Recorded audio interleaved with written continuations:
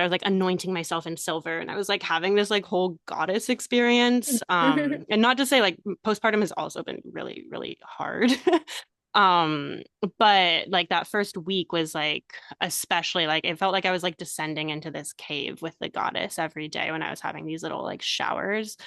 And what was really coming through for me was how much the myth of Inanna, for those who are familiar with it, connects to the experience of becoming a mother.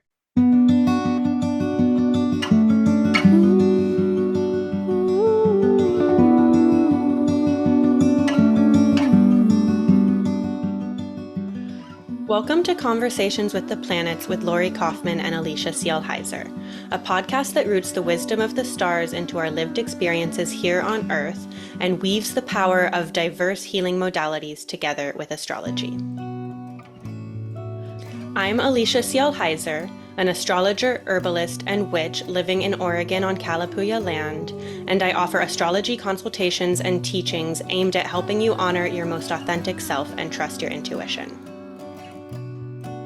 I'm Lori Kaufman, an astrologer, tarot reader, writer, and teacher. I co-lead the Asteroid Special Interest Research Group for NCGR, an astrology organization, and I offer all different sorts of readings, online and in person.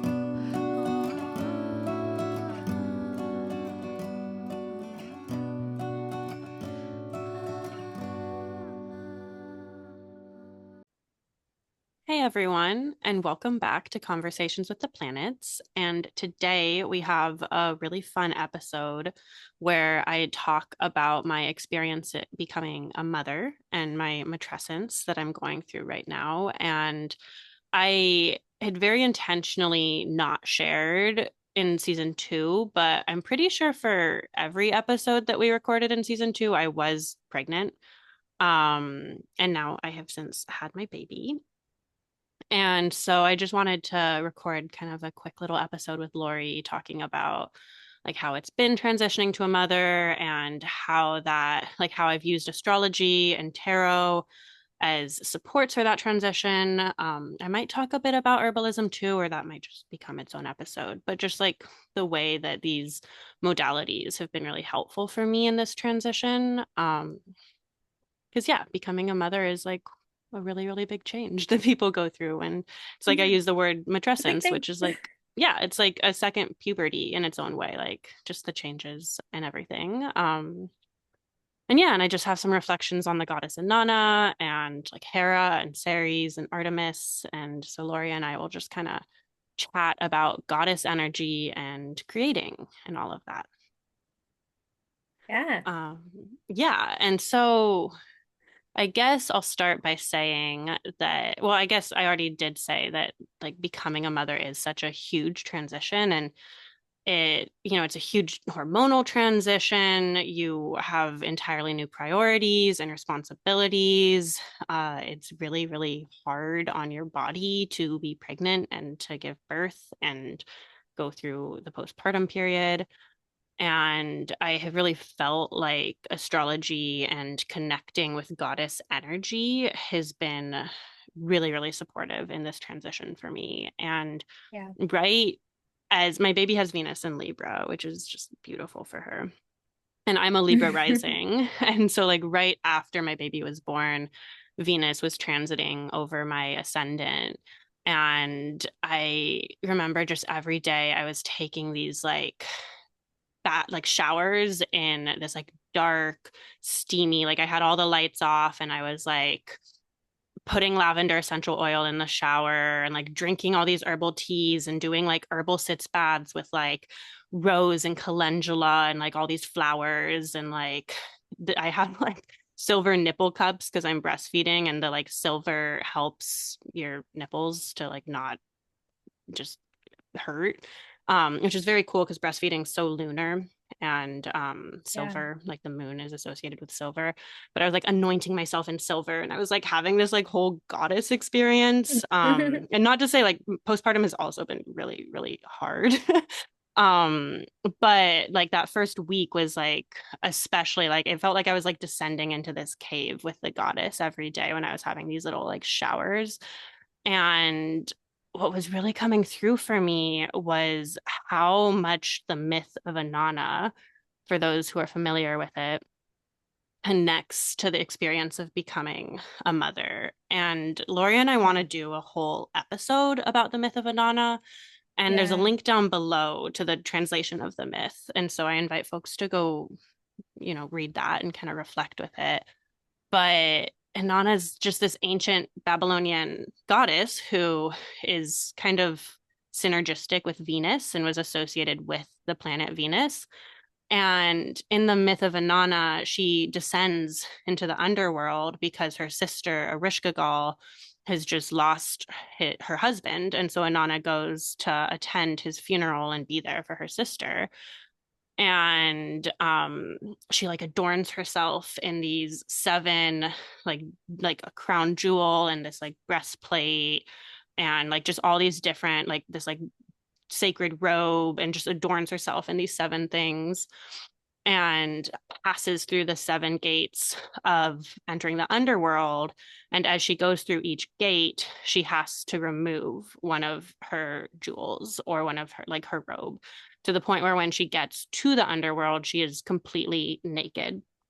And like the shedding that occurs with Anana's descent into the underworld feels so like relevant to becoming a mother, because like literally I can't wear earrings or necklaces anymore because my baby will just like grab them and yank on them. Mm. And like I'm losing so much hair. Like postpartum, you just lose hair and you shed, and you like bleed for like 6 weeks postpartum, and like you're literally like shedding everything from your body that you used to create your baby. And then you have to like shed your old identity and some of your old priorities, not all of them, but it's just this whole like Ouroboros snake eating itself like release that has to occur. Like I had to give up smoking weed when I got pregnant, and I still can't because THC gets into breast milk, and like I don't have much alone time anymore. And even like coordinating recording a podcast, I can't just go do that whenever. I can't like go up to the ski hill whenever. Like,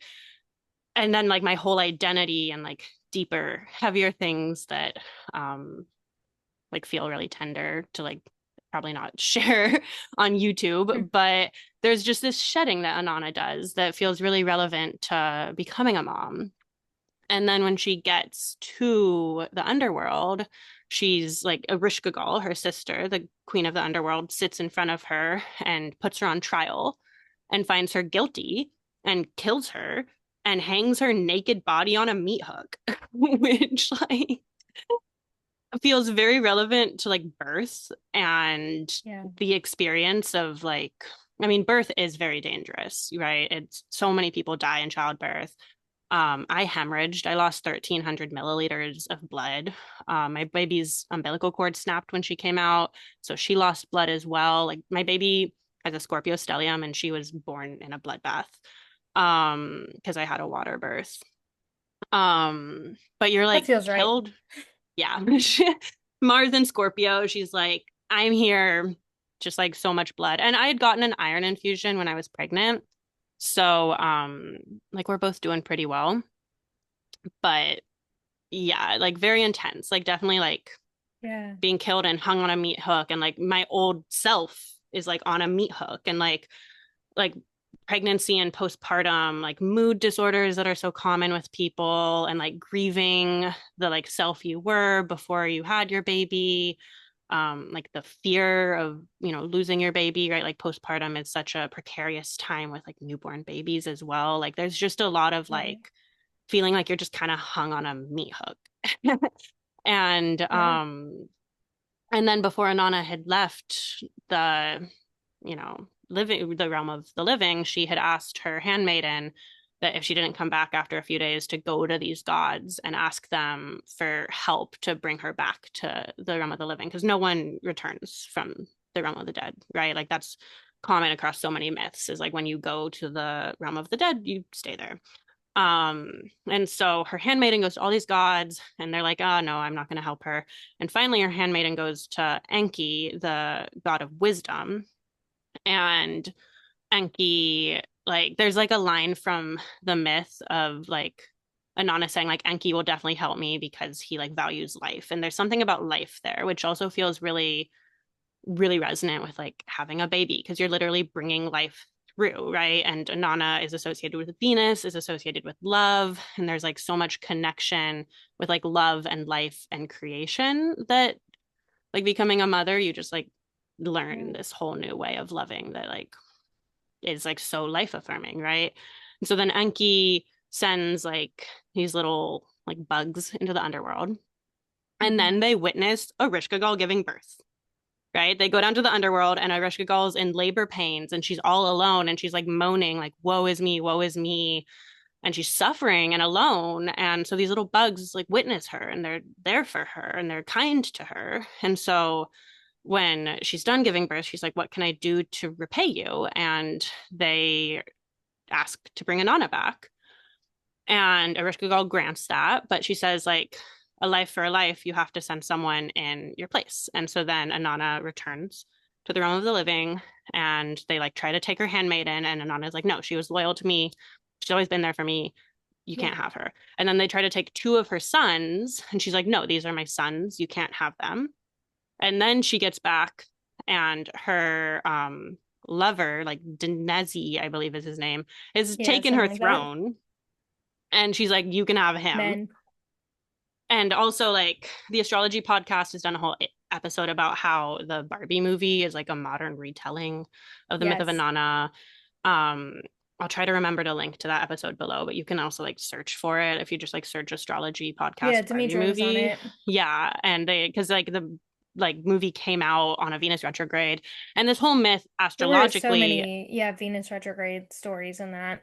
yeah, literally, and like astronomically, this myth like tells the like story of Venus retrograde periods and like the seven gates that she goes through Hmm. have like astronomical significations and like Lori and I will do a deeper dive and do like a whole episode on Venus. Yeah, Um Inanna's one of my favorites. yes, but when Ken steals Barbie's like Barbie house from her, that's it's like literally the myth of Inanna. So Inanna's like Yeah. you can have him and then he like asks some god to turn him into a snake and that's the myth. But just like yeah, as I was going through it, I kind of just shared my reflections of how it resonates with me in becoming a mother. But yeah, Lori, do you have what are your thoughts about the myth of Inanna? Oh my God, so many thoughts about the myth of Inanna. And actually it's funny when I started writing my book, I had this moment where originally it was going to have a lot of stories, like personal stories and anecdotes that I've like found and collected.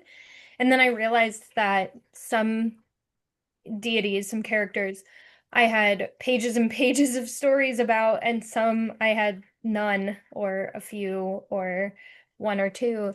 And I just realized like I needed to take them out. It's going to be about 2,000 pages without the stories, so I like needed to remove them. And in removing them, I've like really sat with this idea of like, okay, some characters are gonna have like longer entries and some are gonna have shorter entries. Especially like I've been discovering a lot of Jupiter Trojans that just have like one line in the Iliad, like these like really small characters. And so when I got to Inanna, I just felt like I had so much of me just like pouring out, like so much.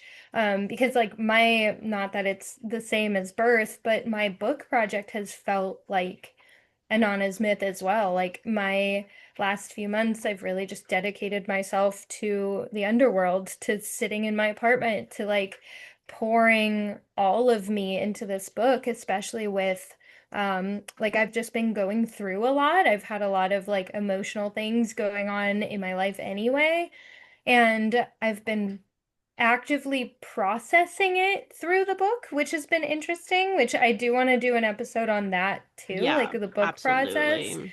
Because that's been fascinating, and I feel like every single day I'm having an emotion. I have to edit a character that is exactly that situation or story, and then I feel like I have to call myself out on it. And Hmm. then they are always transiting something so prominent. And anyway, that was a bit of a tangent, but when I got to Inanna, I took this deep breath and I just was like, she's gonna have like 4 pages and that's okay. Like most characters have about two and a half, maybe three. But I was like, Inanna's gonna have four. Like, I just have so much that I want to pour into with her. And I spent so much time with her in that moment and just like sat in the underworld with her and ended up getting her painted on my nails. Here she is. Here's her jewels she gives up. Here's the gate. Here she is crawling out of the underworld.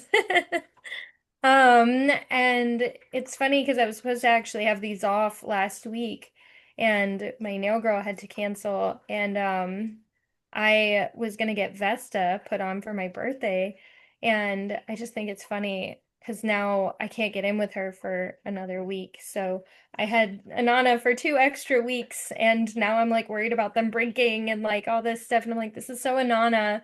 And like now I get them off right after my birthday. So I literally like am entering like my birthday this year has felt like a big rebirth moment, like particularly this year for a lot of reasons, but I just thought it was really ironic that she just wanted to like hold on a little bit longer.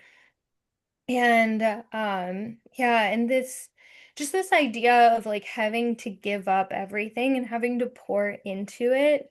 And like I have always been a person that like, I've always been very open to like friends and people, but when I'm writing or when I'm sharing, I've always kind of held back certain details because I never wanted to overshare. But I've felt like this book has kind of forced me to not necessarily, like, I'm not sharing anything like personal in it, but I've really had to like crack open a lot of old trauma and like a lot of Mm, old stuff. Um, because I feel like I personally need to relate to these characters to truly write about them. mhm, Like I need to channel their energy. I need to like be sitting in it.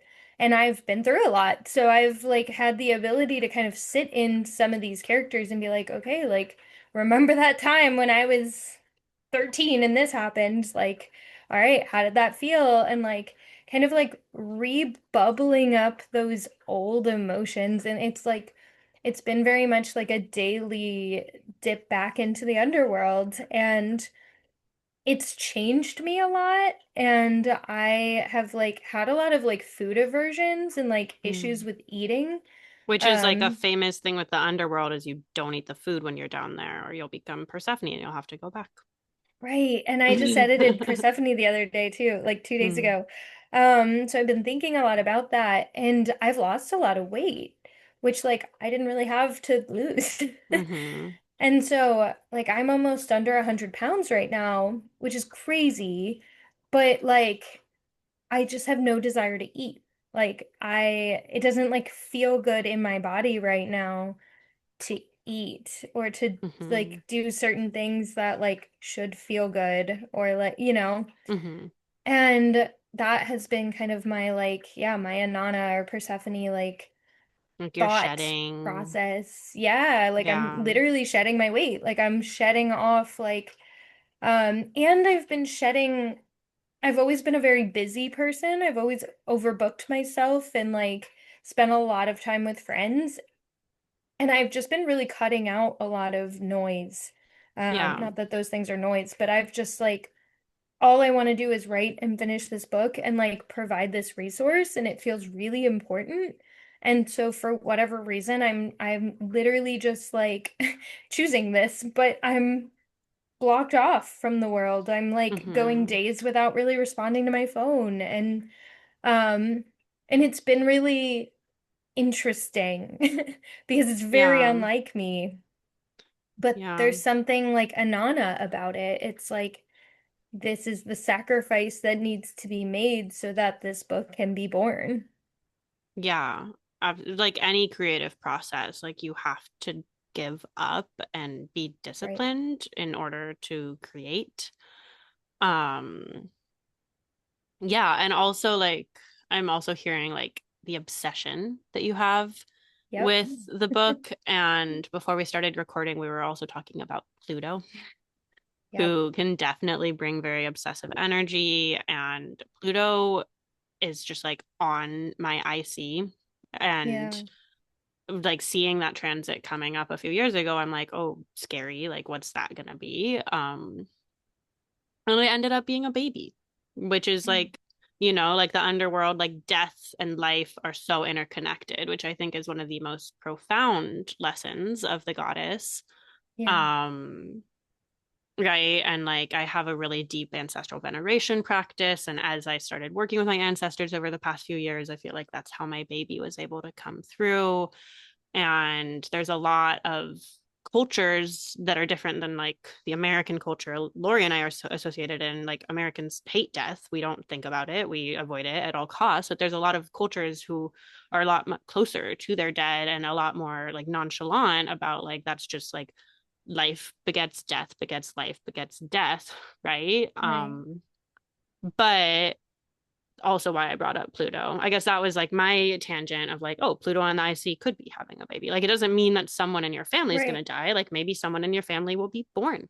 Mm-hmm. Um, but also Pluto brings a very obsessive energy, right? And Lori, Yeah. when we were talking about Pluto, you were pointing out you have Pluto in your fifth house, right? And the fifth house Yeah. is the place of creation and fertility and what you bring into this world. And so it would make Mm-hmm. sense that you'd have to be obsessive in order Right. to create.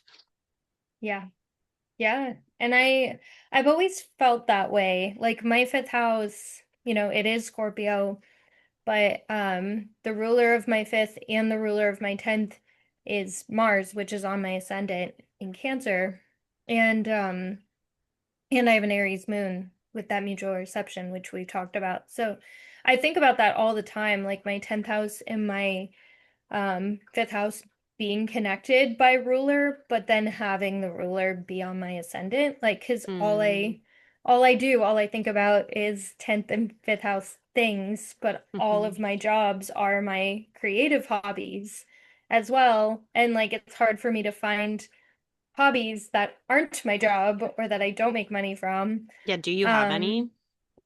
I took up crocheting, Okay. so, and I'm not allowed to sell things. Good. I just recently taught myself to crochet because I don't That's have fun. any. So I literally was like, okay, I need to make something with my hands. And I didn't even learn how to do it correctly. Like I don't know how to read a pattern. I'm literally just making up everything I make because I don't want to sell it. I don't want it to be perfect. Like it's Good. literally I'm doing it for me. Um, but yeah, it is that Pluto in the fifth, like it can be really loud sometimes the more I like try to think about it. Hmm. And I do have a lot of like big asteroid goddesses close to my Pluto. Like I just Hmm. edited Psyche today and she's right there on my Pluto. A lot of like those bigger ones. Medusa's there. So I have been thinking a lot about my little like fifth house grouping of asteroids with my Pluto. Yeah.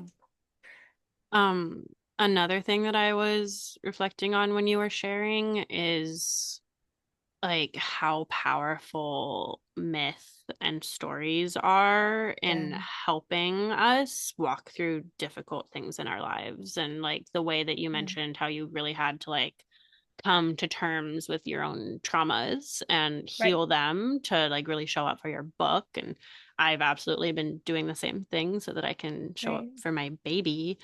And Yeah, like we're not alone in our suffering, and myths like remind us of that, especially like yeah. Lori and I love to talk about Greek myths, and the Greeks love their tragedies. Like I've been reading Yep. Daulare's, sorry if I'm pronouncing that wrong, but his book of Greek myths. I've been reading them to my baby, and I'm like, and then like this person died, and everyone was sad, and like the end, like reading like Oedipus Yeah. or something to my baby, and I'm like, it's Great. just like so much like tragedy.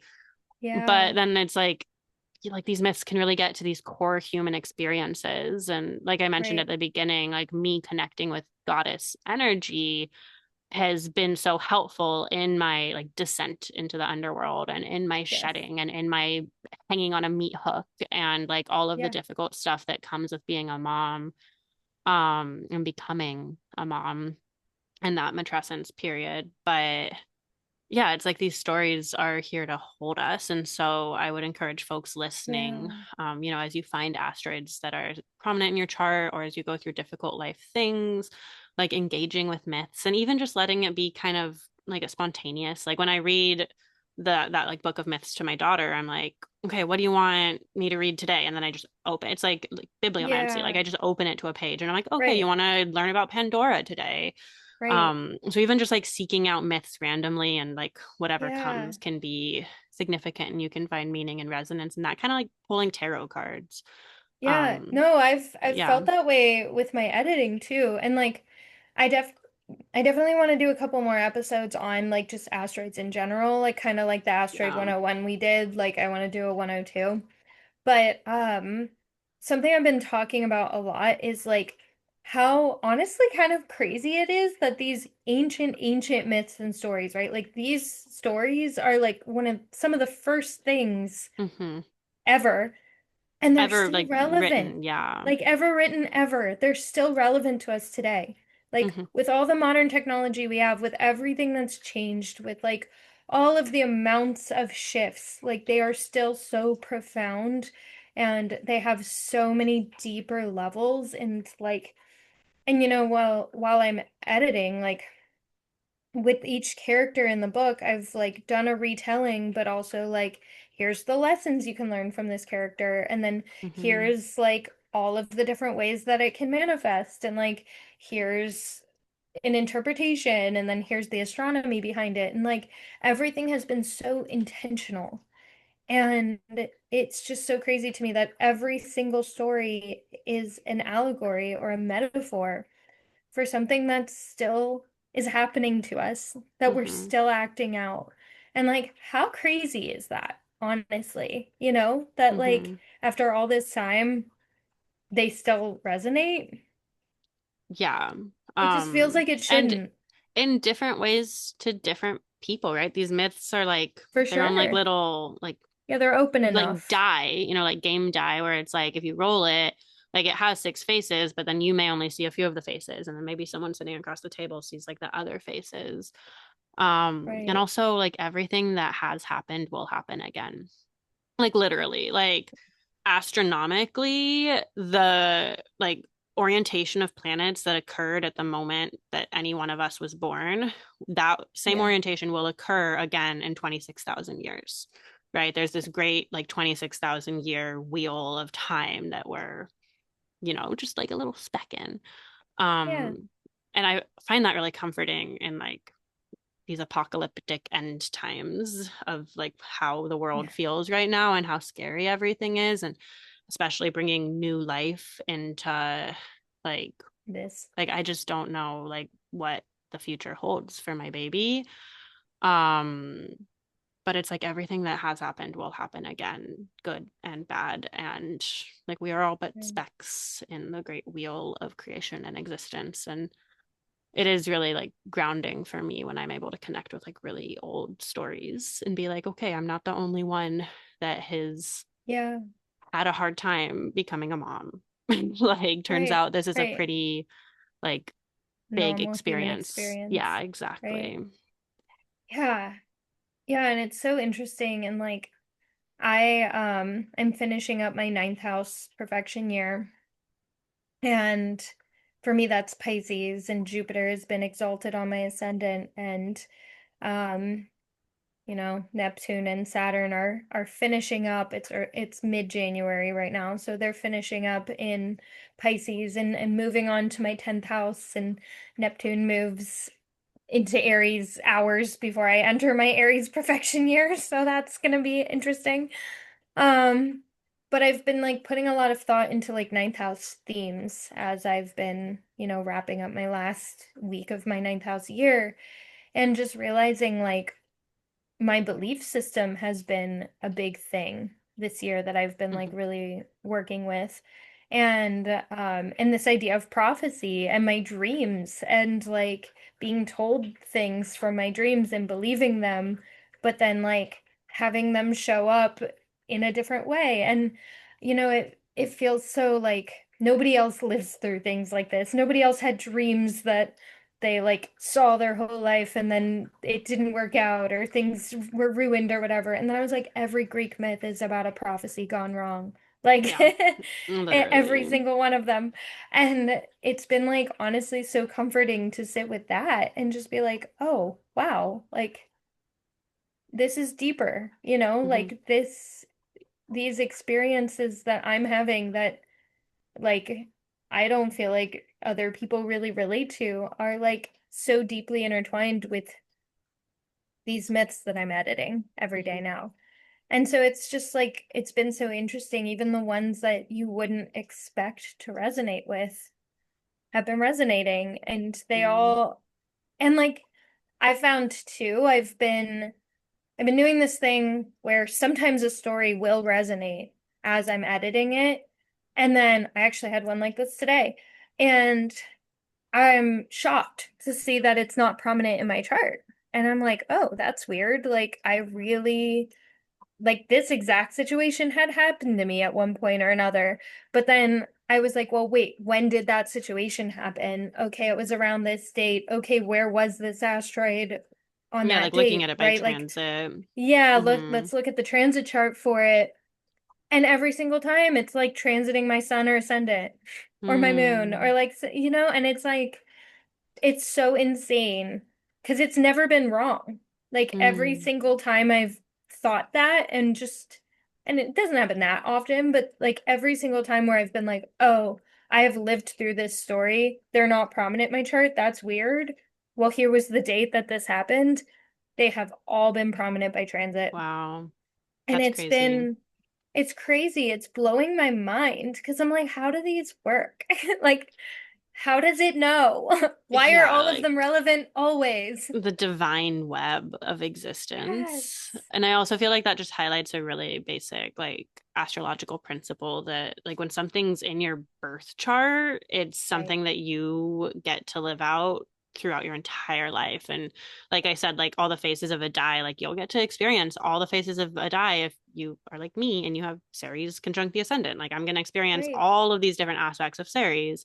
Or then if you don't have Ceres prominent in your chart, when you have a Ceres transit, then that might be a temporary, or Venus, if like Venus and Pisces, we all get Right. a short period to enjoy that energy.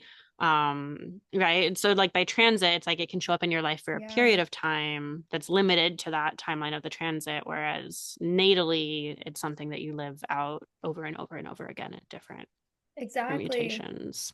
Yeah, and it's so cool to see it too because like yeah, literally the one I looked up today, I just had him in Gemini, not close to my south node. He literally was floating alone in Gemini.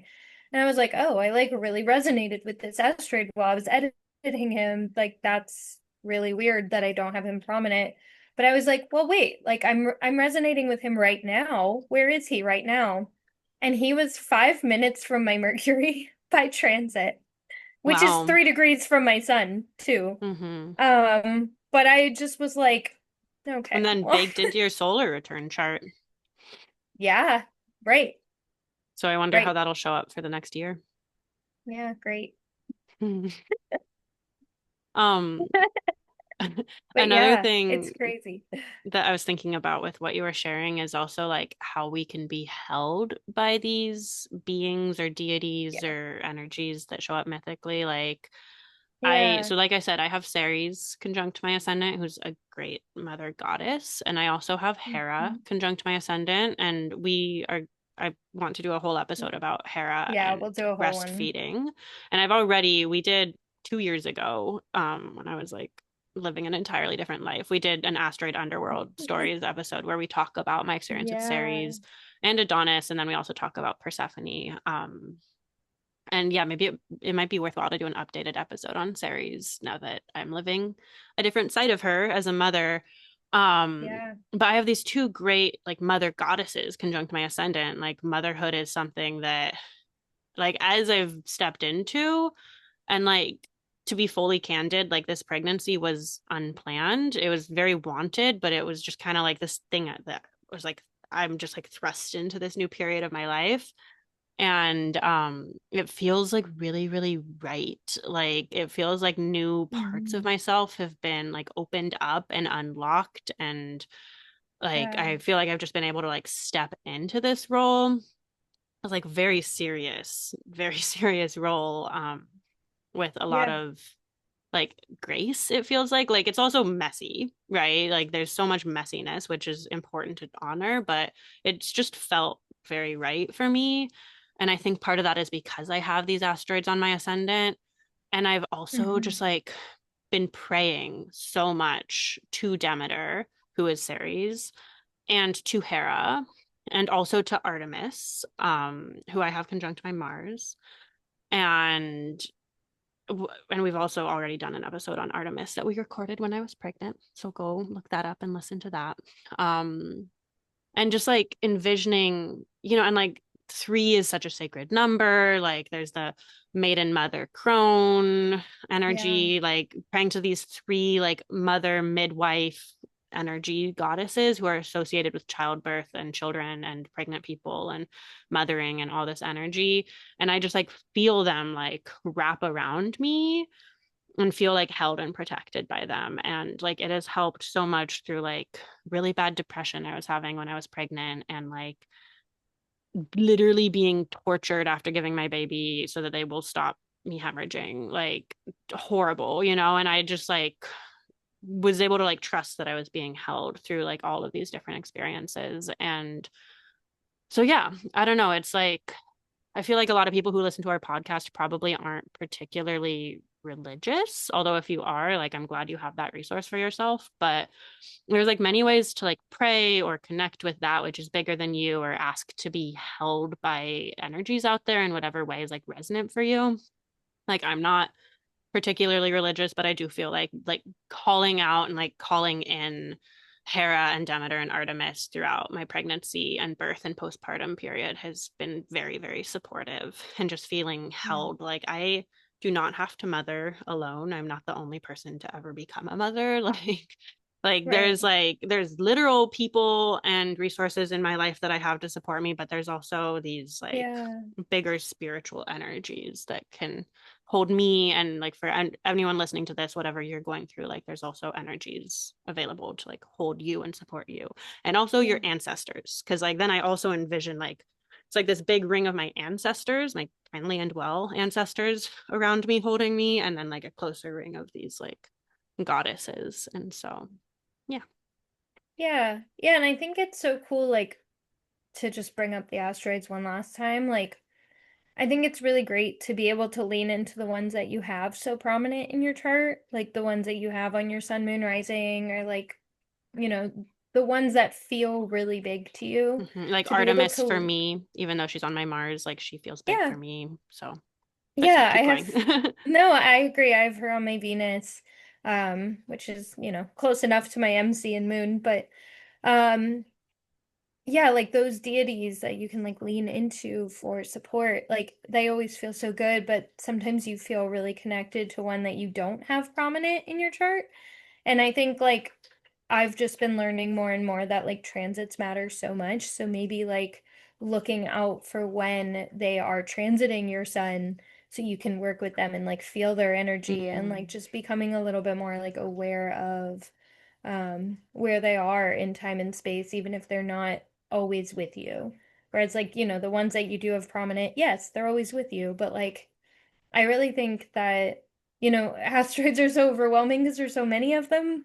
mhm, But I do think that once you get to a point where they stop being overwhelming, and you don't have to just do the 3-degree orb to your sun, moon, rising. Like, I think there's something really beautiful about stepping out and being like, oh, well, what about every transit I've ever had with all of them? And like, what about like every time they have shown up for me, even though mhm, they're floating in space in my chart? So I think like, yeah, just being able to have these human experiences that maybe you didn't expect because you don't have them prominent mhm. or whatever.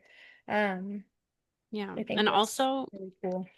for folks who like maybe this is the first time they've listened to one of our episodes, we have an Asteroids 101 episode that just goes into like Nice. what are the asteroids and how do you work with them astrologically? So if you're like, Yes. what are you guys even talking about? Like, look up our Asteroids 101 episode. And also you can always just reach out to us and we're really happy to help people like figure out how to work with the asteroids because they have Absolutely. brought a lot of resonance into both of our lives. And I think they're really good Yeah. resources. But also like you don't even need the asteroids. Like if you're like, I have just always Yeah. loved Persephone and I think she's so cool and I really resonate with her, then like read her myths, like read the Orphic hymn to Persephone, Right. like get a little Persephone figurine and light a candle and like sit with her. Like it doesn't even matter if Mhm. you even look her up in your chart if you're like, I love Persephone, or whatever, Yeah. deity or energy. But there's a lot of really cool stuff that can come through when you are familiar with asteroids in your birth chart as well. Yeah. Yeah. And this season going forward, I want to do a lot more work with them, a lot more Yeah. episodes about the astronomy too. Yeah. I want to wrap up pretty soon, but at the beginning, Yeah. I also did mention how I've been using tarot as a support through this. Hmm. And like, I have so many mutable planets in my chart that I'm like so inconsistent. We're all like, go through, like, Lori pulls a tarot card every day because she has an Aquarius stellium and she has for like years. And I do not do that. And I'll go through Almost 10 periods. years. That is amazing. It's crazy. Um, but I'll go through periods where like I'm really into tarot, and then I'll go through like an entire year where I like don't do it at all. Mhm. But just like recently I've started to just kind of pull cards like once a week and be like, what energy should I be embodying for this week? And when I kind of went back to tarot after like a few weeks ago, I went back to tarot after having not pulled cards for a long time. And I was like, what energy should I be like working on cultivating right now? Just like in this new phase of my life, right? Because I've now shifted from like the maiden period to the mother period of my life. And I pulled some really beautiful cards then. But this week, I pulled this like really beautiful version of the sun, which just feels like so resonant. For those who might not be watching the Mhm. video, it's a mother holding her baby surrounded by sunflowers and a horse and like butterflies. And obviously the sun is like such a creative, generative energy. Like life would not exist without the sun. And Yep. yeah, so just ways that like pulling in these images and sitting with them has also been really supportive for me and can just be kind of like an intuitive process where you don't even have to like really know tarot that well. You can just like pull cards and ask them for advice and like look at the pictures. And like, obviously, I find significance in this because I am holding my baby most of the time. Um, so yeah, that's what I have to say about tarot. Amazing. Yeah. Awesome. You have any other thoughts before we wrap up, Lori? No, I think we did a good job. Cool. Yeah. Well, if any of this resonated with anyone, please like comment below or reach out to us. Our contact info is in the show notes. Mhm. Yeah, I'm really excited to like produce more content around mothering and like for mothers and parents and not just like it's not like Yeah. you have to be a mom to find this resonant because like Lori and I are such a good pair Yeah. because like we're both creating and birthing in our own ways and there's like so many ways to like birth things into the world. And even when I was Yeah. saying like I've entered my mother period of the maiden mother crone, I feel like it's an interesting thing to reflect on. Like, what are the different ways you can enter your mother period besides literally becoming a mother? Right. Because it's not like you have to be a mother to be in like that part of the triad. Um, but yeah, Yeah. anything that's like resonant with anyone, like please reach out or comment, and we'll definitely be talking more about these sorts of things, Yeah. as well as like continuing to do, asteroid stories and astrology lessons and just sort of things that we've already been doing for the past 2 seasons. So yeah, we're excited. Yeah. I think it's really cool too to be able to like talk about the evolution with all of this too. And like when we did the episode where we went through the significations of the planets, when we talked about the moon, we didn't talk about motherhood being part of Literally. it, which you pointed out, and I didn't even realize we didn't talk about that. but it's cool that now that you have become a mother and like we are, things are shifting and now we can kind of like explore some of those deeper archetypes or different archetypes that we didn't touch on before. And like I keep saying, like the different faces of the die, and yeah, because I literally listened back to our phases of the moon episode, which I highly recommend if you haven't Yeah. listened to it. It's like one of our first episodes we released. It's like I think it's like what do the phases of the moon mean? Yeah, Um, that was an but early because one. I like did a phases of the moon workshop last year, I taught that while I was pregnant, which like teaching about the moon while pregnant is like was and like Jupiter is in Cancer, was at the time, and it just like opened up my understanding of the moon in new ways. But listening to our Yeah. episode that we did like 2 years ago, before I even had any thoughts of becoming a mother anytime soon, and like Lori said, like we literally did not mention motherhood. I don't think we mentioned it once as an association with the Yeah. moon, which I actually That's fair. love because I feel like sometimes the moon can get oversimplified in being associated with motherhood when there's like so much that the moon has to do Yeah, with. people do love to dwell on that signification. So Yeah. I do So, like that we didn't even talk about it. yeah, I actually love that. But now I'm like, okay, we should probably talk Yeah. about But the now we can talk about moon. it. Yeah, from the perspective of motherhood and creation in general. And I mean, Lori's moon is about to have some crazy transits. So, Help. um, Send but help. yeah, I feel like, yeah, this feels complete. Anything else that you want to say before we wrap up, Lori? No, Okay, I don't well, think so. thanks for listening, everyone.